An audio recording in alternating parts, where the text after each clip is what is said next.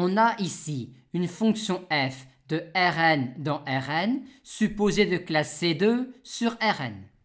Et on nous demande alors de montrer que la matrice jacobienne de f en x est antisymétrique en tout point x de Rn, si et seulement si il existe une matrice carrée A de MNR antisymétrique et un vecteur B de Rn tel que pour tout x appartenant à Rn, on ait f de x qui soit égal à ax plus b.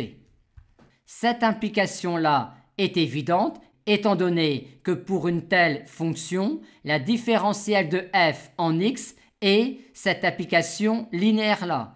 Application linéaire qui est l'endomorphisme de Rn canoniquement associé à la matrice carré A. Par conséquent, la matrice jacobienne de f en x est la matrice carré A qui est une matrice antisymétrique. Concernant l'implication réciproque, on sait déjà que la matrice carré A ne peut être que la matrice jacobienne de f en x. Aussi, dans un premier temps, va-t-on montrer que la matrice jacobienne de f en x est antisymétrique et constante. Le coefficient à la place ij dans la matrice jacobienne de f en x est la dérivée partielle de fi par rapport à xj au point x. Aussi, vu l'hypothèse, on peut déjà dire cela pour tout point x de Rn et pour tout ij compris entre 1 et n. Et on va maintenant montrer que chacune de ces fonctions-là est constante sur Rn. Avec cette relation-là, c'est clair si i égale j. Maintenant, pour i différent de j, pour montrer que cette fonction-là, qui est une fonction de classe C1 sur Rn et à valeur dans R, est constante sur Rn, on va montrer, étant donné que Rn est un ouvert connexe de Rn, que la différentielle de cette fonction-là en tout point x de Rn est l'application linéaire nulle, ce qui revient à montrer que toutes les dérivées partielles de cette fonction-là sont nulles sur Rn. Calculons donc toutes ces dérivées partielles-là en un point x quelconque de Rn, ce qui est envisageable étant donné que f a été supposé de classe C2 sur Rn. Pour cela, on applique à cette relation-là l'opérateur dérivée partielle par rapport à xk, ce qui nous donne cela. Arrivé là, on utilise le théorème de Schwartz pour dire que cette dérivée partielle-là peut également s'exprimer ainsi.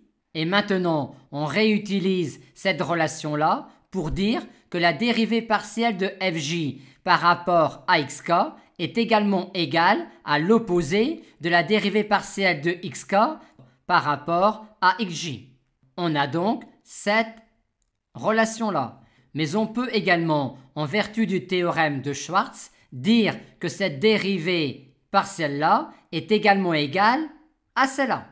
Maintenant, à celle-là, on utilise cette relation-là pour dire que la dérivée partielle de fi par rapport à xk est l'opposé de la dérivée partielle de fk par rapport à xi.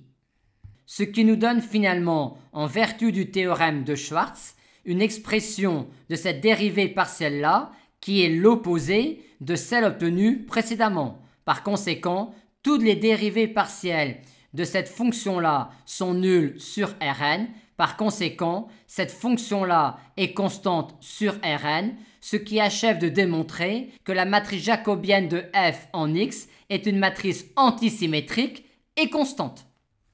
C'est-à-dire encore qu'il existe une matrice carré A de MNR antisymétrique telle que pour tout point x de Rn, la différentielle de f en x soit l'endomorphisme de Rn canoniquement associé à la matrice A. Et maintenant, pour conclure, il suffit de dire que cette fonction-là est constante sur Rn, étant donné que la différentielle de g en tout point x de Rn est l'application linéaire nulle.